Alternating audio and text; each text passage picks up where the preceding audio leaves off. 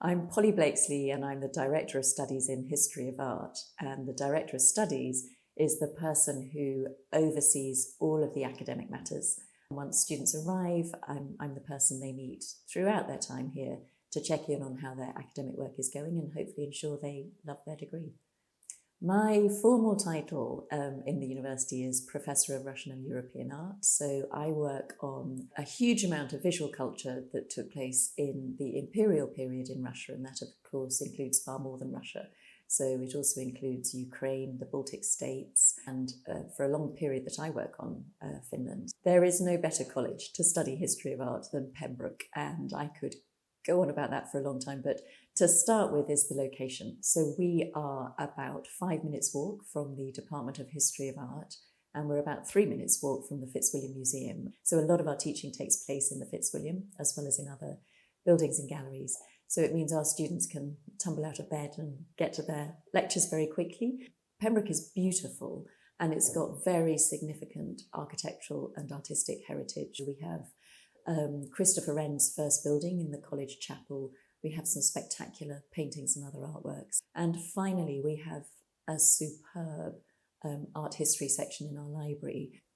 At Pembroke, we aspire to take 2 to 3 students each year. The department as a whole is now taking about 35 students each year. So we tend to have an undergraduate cohort of, I would say, between 6 and 8. As a college, Pembroke is very supportive of art history. There are various grants that are specified. So, for example, for travel related to research to do with your dissertation, art historians get to go and see amazing things.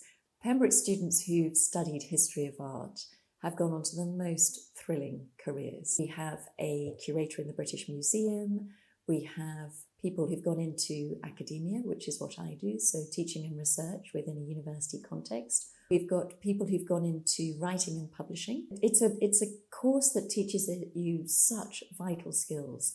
So our students are very visually literate, and in the modern world of social media, of advertising, we think about the impact that images make every single day. So we're super proud of them all.